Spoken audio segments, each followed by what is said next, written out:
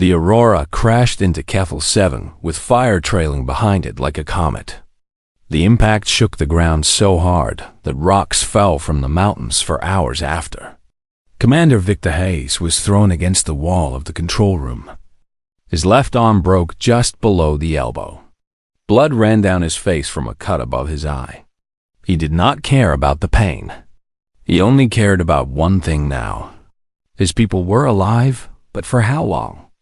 The planet below was hostile in ways that no human had prepared for. The crew had received reports before the crash. They knew about the large predators that hunted across the forests and open lands. The reports called them Sethrani. They were 8 feet tall. They had claws that could tear through metal. Their teeth were long and sharp like daggers. The reports said the Sethrani were the top predators of this world. They hunted everything. Everything smaller than them died. Humans were much smaller. The first attack came 3 hours after the crash. The Sethrani came at dawn, drawn by the smell of blood and fire. 3 of them approached the broken ship. They moved like nothing else Victor had seen before. Their muscles rippled under golden fur. Their eyes were large and caught the light like mirrors. One of them, a female, roared so loud that windows still intact in the ship exploded. They lost 4 people in that first attack. Good people. Engineer David Chen, medical assistant Rebecca Stone, pilot Christopher Walsh, and young colonist Amy Hoffman, who was only 23 and had wanted to study the plants of this world. Victor made a hard choice that day. They could not stay near the crash site. The wreckage was too much like a beacon to the Sethrani.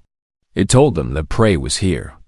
Easy prey, slow prey, weak prey. He ordered the survivors to gather what they could carry and move north into the mountains. They left behind the ship, the supplies locked inside, the hope of staying in a place they knew. They moved into the dark forests of Kethel 7, a world that did not want them here. 3 years passed. The cave system in the northern mountains became New Haven. It was not a good home, but it was safe. The mountains were high and cold. The Sethrani did not hunt here. They hunted in the warm lands below, where other prey was easier to catch. The humans carved chambers out of the rock. They built walls. They grew food in gardens where sunlight came down through openings in the stone ceiling. They made tools. They made clothes. They made a life. Victor had 54 colonists when they reached the caves. 47 remained now. 7 had died from sickness, cold, and hunger in those first hard months. No more had died since then. The people of New Haven had learned how to live on this world. They had learned, just barely, how to survive. Dr. Lisa Porter had been a surgeon on Earth. She had performed thousands of operations in hospitals, where everything was clean and machines beeped to tell you when someone was dying.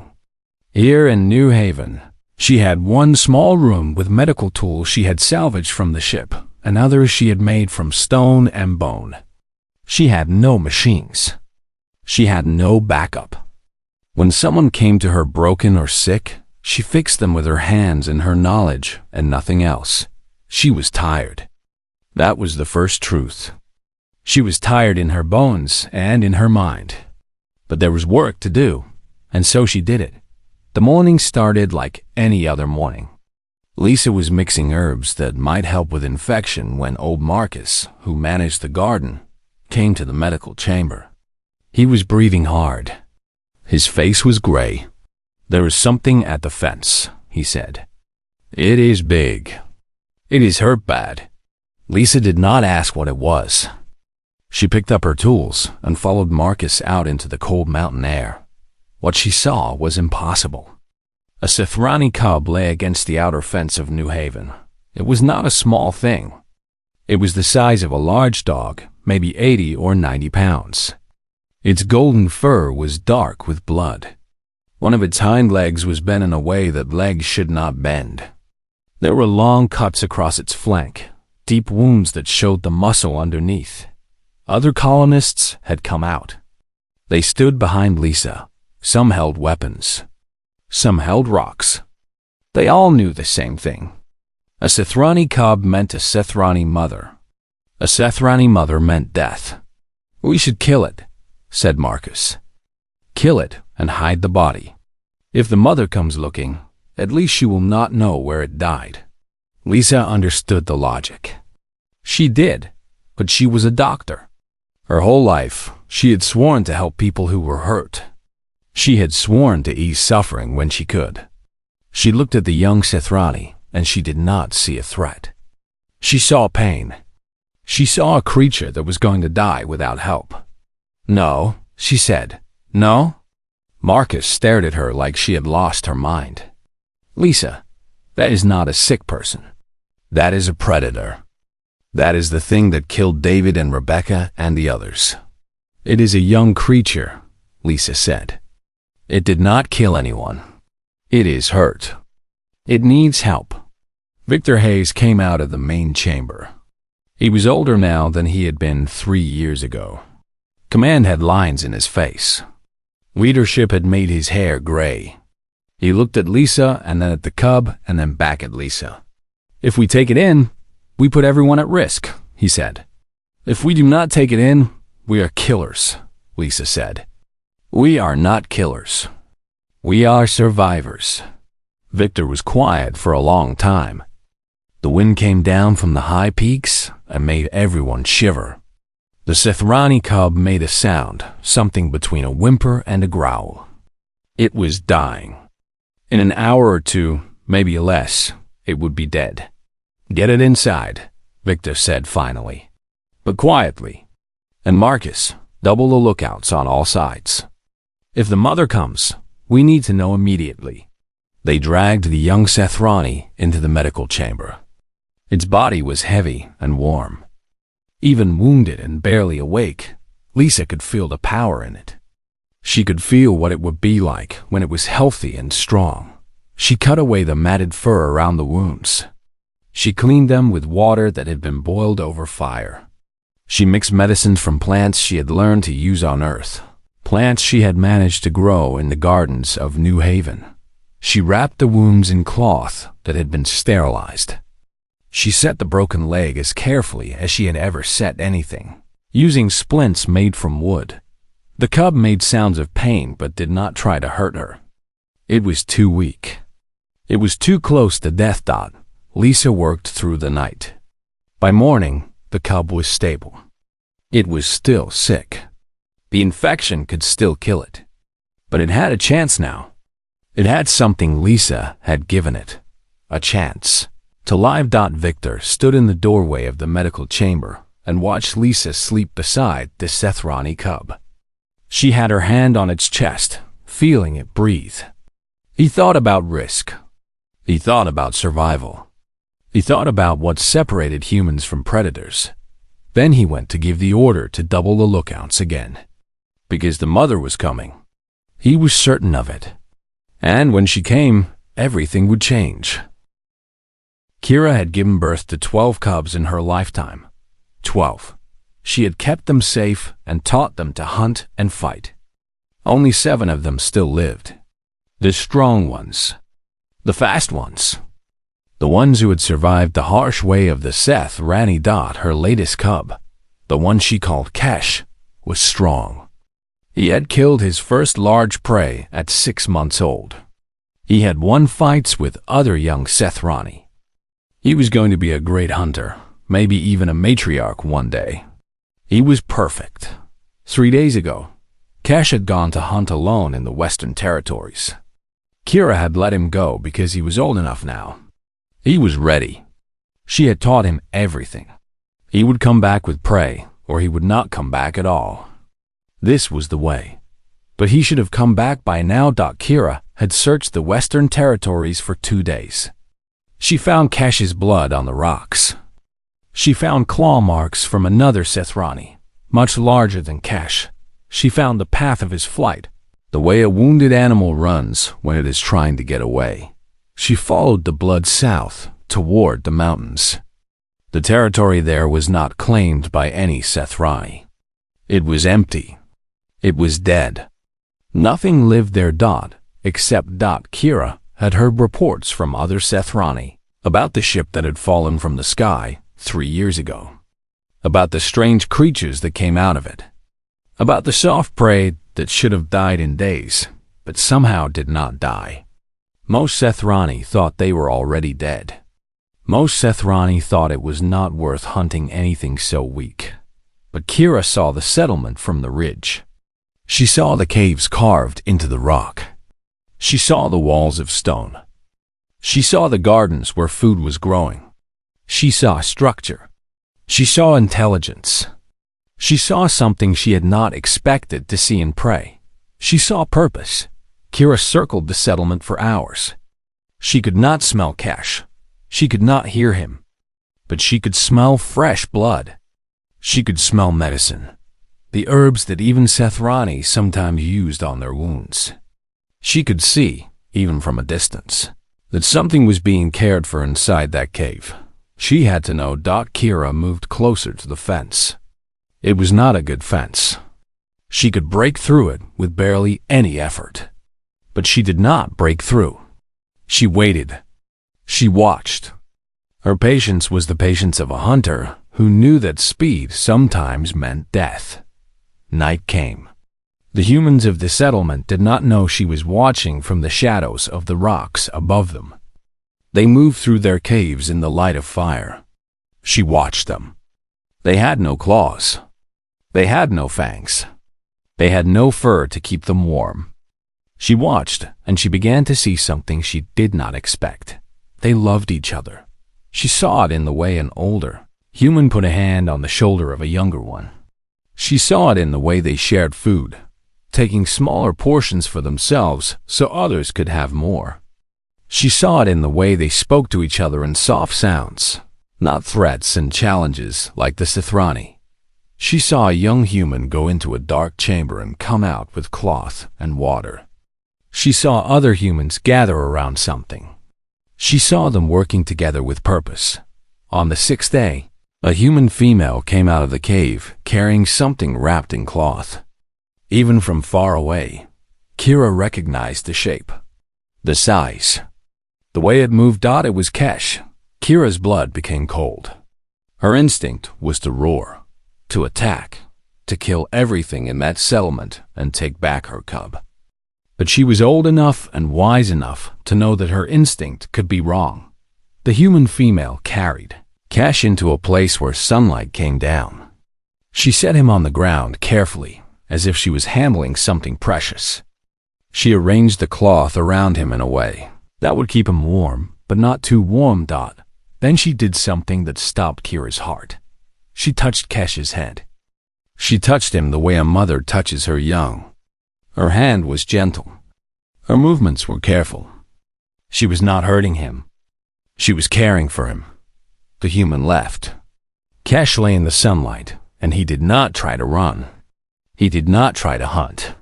He just lay there and let the heat of the star warm his fur. An hour later, the human female came back. She brought food. Fresh meat.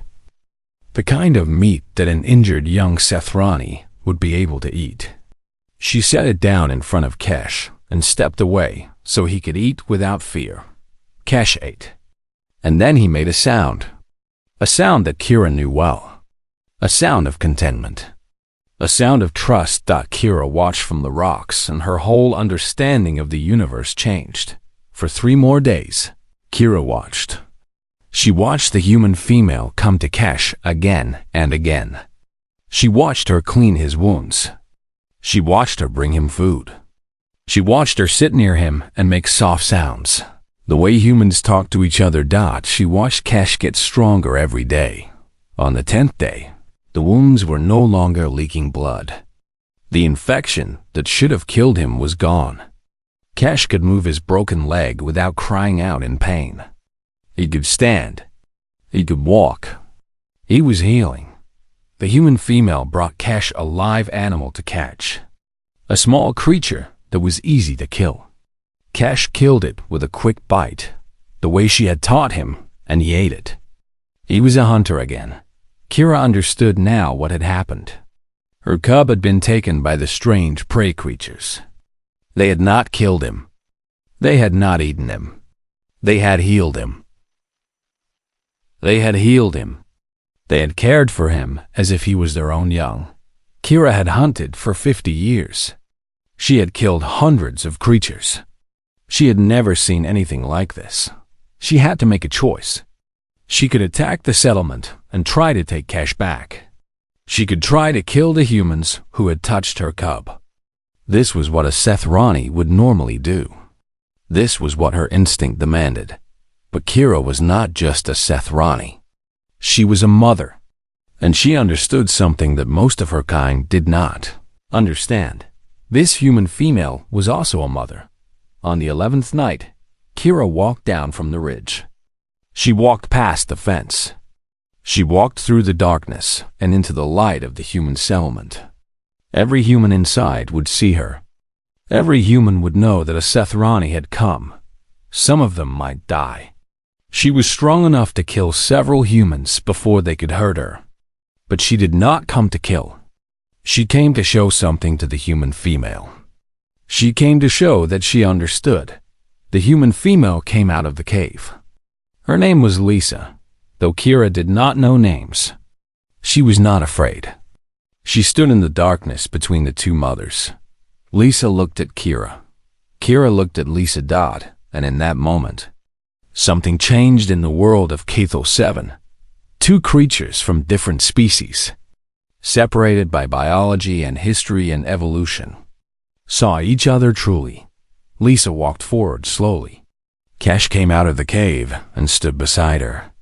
He made a soft sound, agreeing to his mother. Lisa's hand was on Kesh's head. She touched him not as a captor, but as a protector. She was saying something that did not need words. Your cub is safe. Your cub is loved. Your cub is mine to care for now. Kira lay down on the ground. She made herself low. She made herself harmless. Then she made a sound that no Sethrani had heard in 1,000 generations. A purr. A sound of peace Dodd, and in the darkness of Cathel 7, under stars that no human had names for, two mothers understood each other. Lisa named the young Sethrani cub Kesh because it was a name that sounded strong but not mean. She had learned that Sethrani could understand human words if humans used the same words again and again. So she called him Kesh every time she brought him water, every time she cleaned his wounds, every time she brought him food. Kesh became his name, and the young predator learned to respond to it. 2 weeks had passed since Kira had come to the settlement. The mother Sethrani did not attack. She did not try to take Kesh back. Instead, she watched from the rocks above New Haven. Every morning and every evening, she was there. Every human in the settlement knew she was there. They could feel her presence like a weight in the air. Victor had doubled and then tripled the watch. He had men with weapons on every ridge.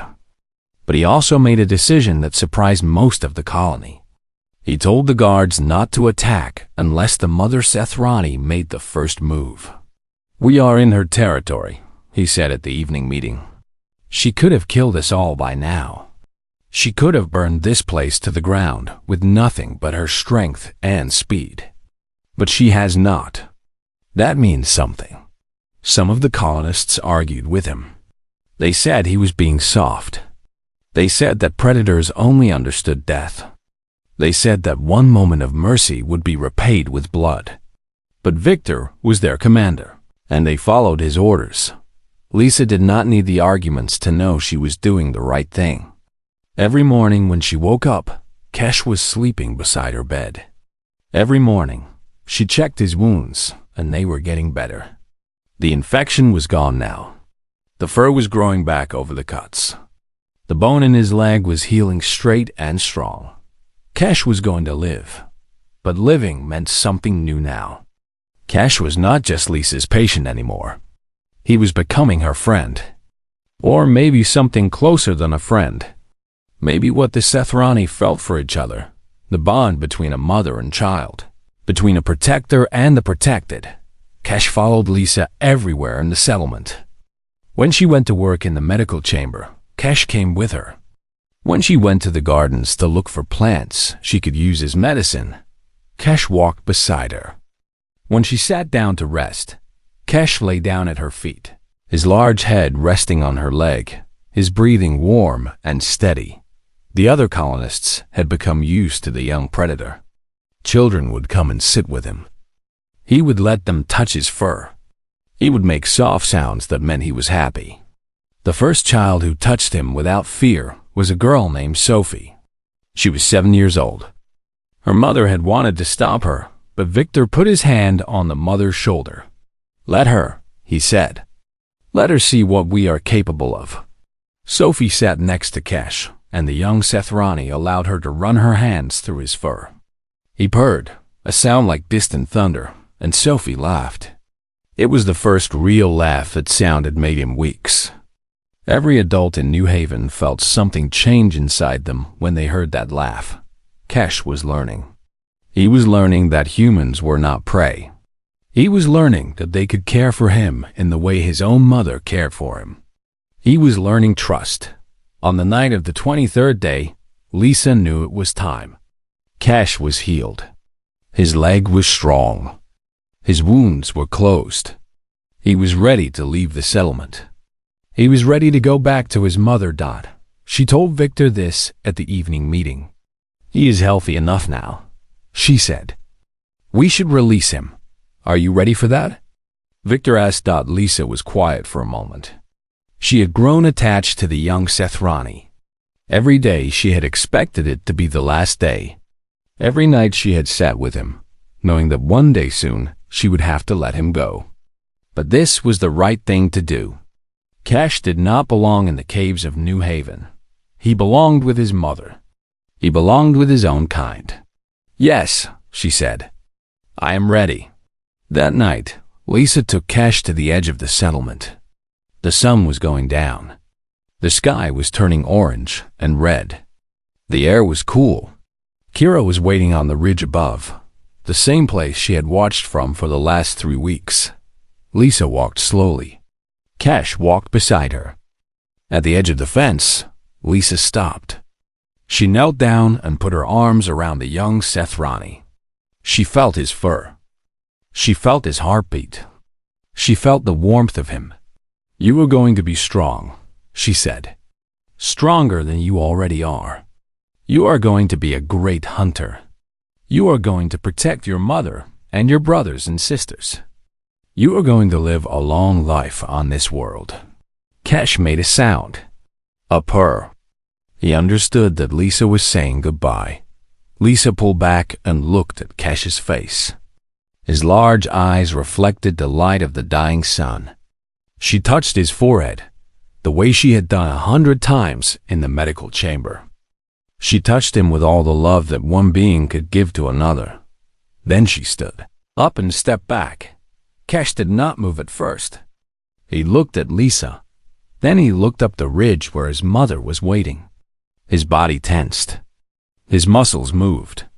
And then he ran. He ran up the slope with speed and power. He ran toward his mother. He ran toward his kind.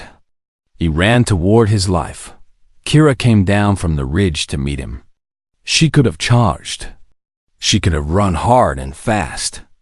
Instead, she moved slowly. She made herself low. She was a mother greeting her son. Cash reached her, and they collided. But it was not a fight. They moved around each other, checking for injuries, checking for signs of sickness or weakness. Kira smelled him. He smelled her. They made sounds that meant something deep and old and true between a mother and her child. Then Kira looked back at Lisa. She was standing at the fence, watching them go. The human female who had healed her cub. The human female who had loved Cash when she could have killed him. Kira made a sound. A roar that echoed across the mountains. But it was not a roar of anger. It was a roar of understanding. It was a roar of respect. It was a roar of gratitude. Lisa watched as Kira and Cash disappeared into the forest. She watched until they were gone. She stood at the fence in the cold air of Kethel 7, and she cried. Not from sadness, though she was sad, but from something else. From knowing that she had changed something. From knowing that she had proven that humans were more than weak prey creatures. She had proven that humans could heal. She had proven that humans could love. She had proven that humans could matter. Behind her, Victor Hayes stood watching. He understood what had happened here.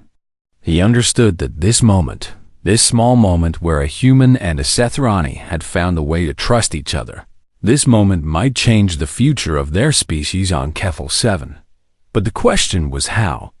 The question was what came next, and the answer was coming from the ridge above, where Kira was bringing her cub to the gathering place of her kind.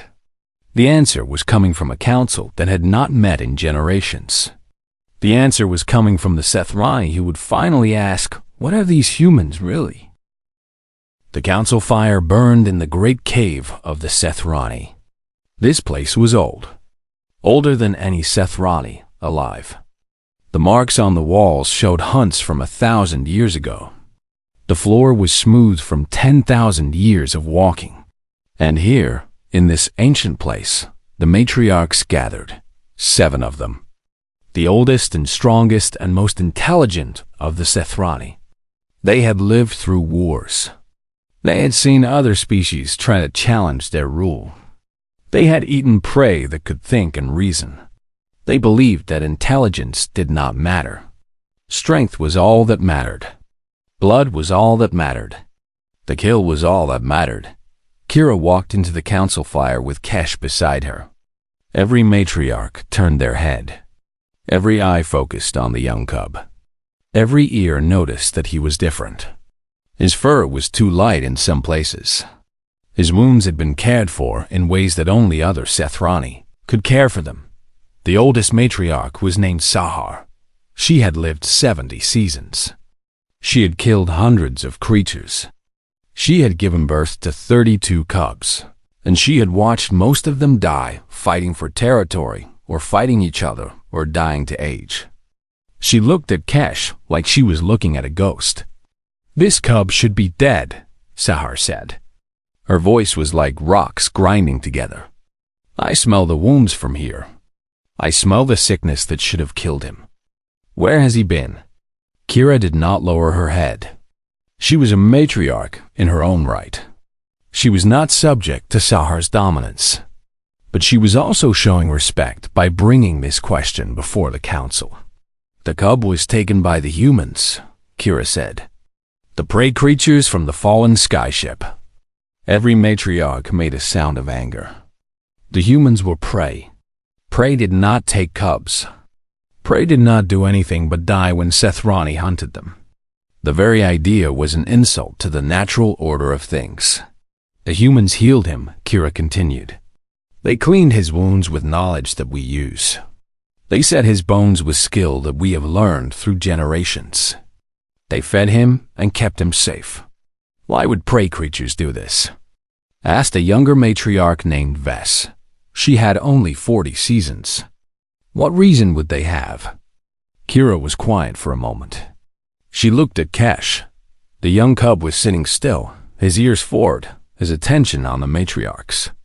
He understood he was the subject of this council.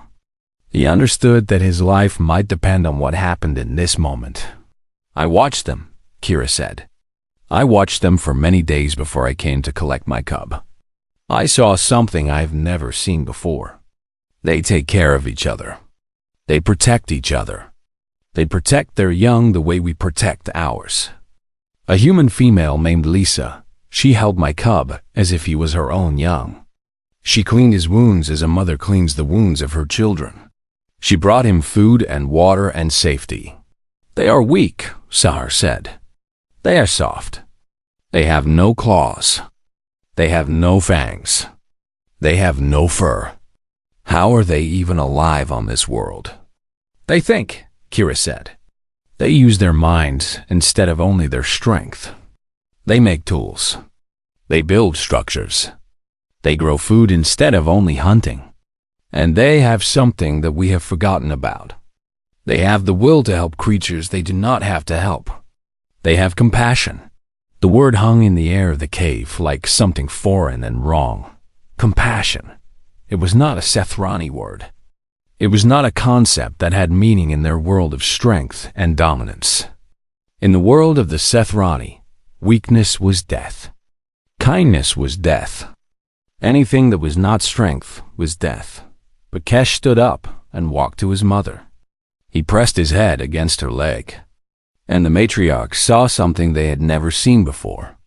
They saw a young Sethrani showing trust to something that should have been his enemy. They saw a cub that had been touched by human hands and yet was still strong. Still whole. Still alive. This cub is stronger than it should be, Sahar said finally. Because the humans healed him. Because they saved his life when they could have killed him. That is interesting. It is unnatural, Ves said. Prey does not do this. Prey runs or hides or dies. Prey does not act like hunters. Perhaps we have been wrong about what prey is, Kira said. Perhaps these humans are not prey at all. Perhaps they are something we do not yet understand. For 3 days and 3 nights, the council debated. Some matriarchs wanted to attack the human settlement and destroy it. Some wanted to capture the humans and force them to serve the Sethrani. Some wanted to forget that the humans existed and leave them, to die on their own in the caves of the north. But Sahar was the oldest. And Sahar had seen many things in her 70 seasons. She had seen the Sethrani hunt other predators to extinction. She had seen territories fought over until blood made the ground red. She had seen power and strength and dominance turn tribes against each other until there was nothing left but death. On the 4th day, Sahar made a decision. She would meet with the humans. She would see this creature named Lisa, who had healed the cub of her enemy. She would understand, if understanding was possible, what these prey creatures really were. Kira brought the message to New Haven. She walked through the settlement in daylight and made sounds that Victor recognized. A request. An invitation. A challenge maybe, but not a threat. Victor called his best people together. Lisa, of course. David Martinez, who had been a diplomat on Earth. Anna Robinson, who was strong and quick and could fight if fighting became necessary. And 20 others, carrying supplies and hope and fear in equal measure. They met. Sahar at the place between the human settlement and the Sethrani hunting grounds. It was neutral land. Neither territory belonged to anyone. It was a place where 2 different worlds could meet without the weight of home ground. Sahar was taller than Kira, older. Her fur was scarred from 1,000 fights. Her eyes were sharp and cold and intelligent. She looked at Victor, and he forced himself not to step back. She looked at Lisa, and something in her expression changed. "You are the one," Sahar said. Her voice was quieter than Kira's, more controlled, more dangerous. "I am," Lisa said. "I healed your cub's son. Why?" Sahar asked. "Give me a reason that makes sense."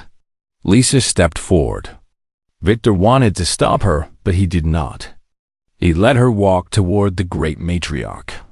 "Because pain is pain," Lisa said. "Because a young creature in suffering needs help. Because healing is what I was made to do. Because if I had killed him, I would have been a murderer. But when I saved him, I became something else. Something better." Sahar was quiet for a long time. She looked at the small human female standing before her. This prey creature that had no claws and no fangs. This soft thing that should have been dead already. Then Sahar did something that no human expected. She lay down on the ground. She made herself low. She made herself powerless. "What do you want?" she asked. Victor understood. She was asking for peace. She was asking what could be built between them. She was asking what came next. "We want to live," Victor said. "We want to farm and build and heal. We want to share knowledge. We want to understand your world." And we want you to understand ours. Sahar stood up. Then we will try, she said. We will build something that has never been built before. But know this, human. If you betray this, if you use our trust against us, we will hunt your kind from this world and erase the memory that you were ever here. We understand, Victor said. And we accept those terms. The first trade was food. The Sethrani brought fresh kill, and the humans brought crops they had grown. The first cooperation was shelter. The humans taught the Sethrani how to build better caves. The Sethrani taught the humans which places on the world were safe and which were dangerous. And slowly, very slowly, the two species began to see each other not as predator and prey, not as enemy and threat, but as something new, as partners, as two kinds of intelligence learning from each other, as proof that the world could be different from what it had always been. 6 months had passed since the first meeting between Victor and Sar. The ridge that looked down on New Haven was no longer a place of danger. It was a place of work.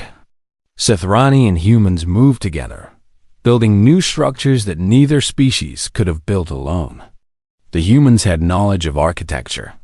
The Sethrani had the strength to move heavy stones. The medical center of New Haven had expanded.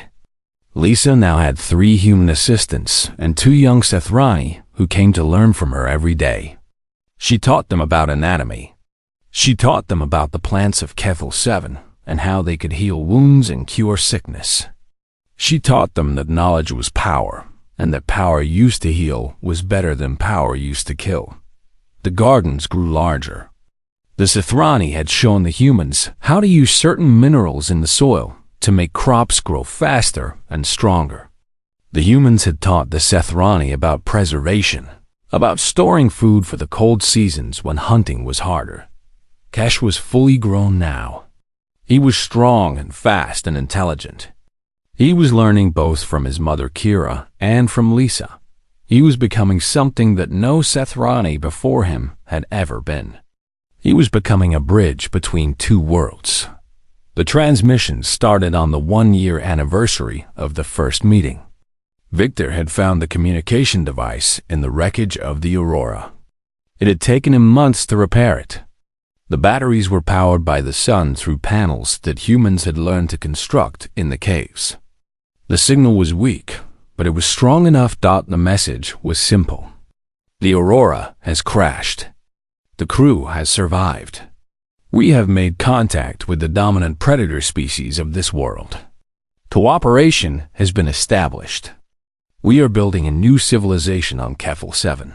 The response from Earth came back after 3 weeks. Rescue mission authorized. We are sending a ship. Prepare for arrival in 8 months. Victor called a council with Sahar. Humans and Sethrani sat together in the Great Cave. For the first time in the history of both species, they were making decisions together. They are sending a ship from Earth, Victor said. The original plan was rescue. But that is not what we want anymore, is it? Sahar made a sound that might have been laughter. It was something new. The Sethrani were learning to make sounds that were not threats. We do not want to lose you, she said. You have become part of our world. Then we need to show them, Lisa said. We need to show them what is possible here. We need to bring them to Kethel 7 and let them see what we have built.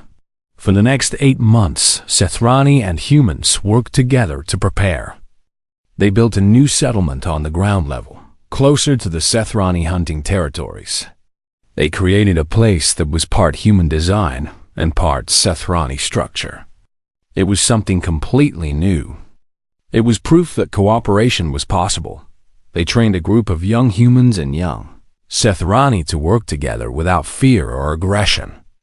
They created a school where knowledge was shared. They created a hospital where both species could be healed. They created something that the galaxy had never seen before. The rescue ship arrived on a day when the sun was bright, and the wind was cold coming down from the mountains. It landed in the wide valley below the new settlement. The crew saw humans waiting for them. They saw Sethrani standing beside humans. They saw something that made them forget to breathe. Commander Sarah Bennett was the captain of the rescue ship. She had come expecting to find the survivors of the Aurora, either dead or barely alive. Instead, she found them thriving. She found them working with an alien species that should have killed them within days. Victor stood at the front of the group that greeted her. Lisa was beside him. Kish and Kira stood just behind them. Sophie, the young girl who had been the first to touch a Sethrani without fear, stood between them, holding hands with a young Sethrani named Tor, who had been learning to read and write in the human way. "Welcome to Kethel 7, Victor said. "This is not a rescue. This is an invitation. Join us in building something new." Sarah and her crew were shown the medical center where humans and Sethrani trained together to heal. They were shown the farms where both species worked side by side. They were shown the schools where human children learned the languages and customs of the Sethrani, and young Sethrani learned the science and art of humans. But the moment that changed everything was when Sarah walked into the medical chamber and saw Lisa working with a young Sethrani who had been born with a malformed limb. The human doctor and the young predator were laughing together. The cub was making sounds of joy as Lisa showed her how to move in ways that her body could manage. The human was not afraid. The Sethrani was not aggressive. They were simply together, connected by something that transcended species. "This is what we have built," Lisa said. "Not fear. Not dominance. Not a hierarchy where one species rules another. But cooperation, partnership, the understanding that intelligence comes in many forms, and that the strongest thing any species can do is learn from another." Sarah understood. She sent a message back to Earth. The message was simple. The Aurora has not just survived. It has transformed. Humanity has made first contact with an intelligent alien species, not through force or diplomacy from a position of strength, but through simple human kindness. One human doctor healed one alien cub. That act changed everything. A year later, more ships came. Not rescue ships, but colony ships. Humans came willingly to Kethel 7 because they had heard the story. They had heard about the world where predators and prey had learned to work together. They had heard about a place where intelligence and compassion had won over strength and dominance. The civilization that grew was like nothing that had ever been seen before. It was not human. It was not Sethrani. It was something new. It was a place where two very different species had learned to value what the other could offer. Lisa stood on the ridge where Kira had once watched in darkness, and she looked down at the settlement below. There were human buildings and Sethrani caves mixed together. There were children of both species playing together. There were adults of both species working on projects that neither could have completed alone. Kesh stood beside her, fully grown now, fully part of both his worlds. He was teaching a class of mixed human and Sethrani students about the medicine that Lisa had taught him. He was proof that it was possible to be part of two worlds. He was proof that what separated species could be bridged. Victor came to stand with them. He was old now, his hair completely gray, but his eyes were still bright with purpose. "Do you think they will believe us back on Earth?" he asked. "Do you think they will understand that humans did not conquer this world with weapons or force? That we won it with healing and kindness?" Lisa smiled. "They will believe us because it is the truth," she said. "And more than that, they will believe us because this works. We are alive. We are thriving. We are building something better than what we left behind. That is proof that cannot be denied." Kesh made a sound, a purr that had become familiar to all the humans of Kethel 7. It was a sound of contentment. It was a sound of peace. Victor looked out over the world that humans and Sethrani had built together. He thought about the moment when Lisa had chosen to heal instead of kill. He thought about how one decision, made by one doctor in one moment of compassion, had changed the destiny of two entire species. "Thank you," he said to Lisa. "For what?" she asked. "For being brave enough to see a creature in pain and choose to help instead of choosing to be afraid." That one choice changed everything. Lisa watched the sun set over Kefil 7. She watched humans and Sethrani walk home together. She watched a world where the impossible had become possible. She watched a future that had been born from a single act of kindness to a wounded cub. "The bravest thing humans can do," she said, "is not to fight. It is not to survive alone. It is to reach out and help. It is to see pain in another being and say that matters to me. That matters to us. That is what makes us human. That is what makes us strong." And in the darkness of Kefil 7, under stars that belonged to no single species, two worlds became one world. Two kinds of intelligence, one kind of heart. And a single act of healing echoed across the galaxy, showing that humans were not conquerors. Humans were builders. Humans were healers. Humans were capable of something that aliens had never seen before. Humans were capable of love,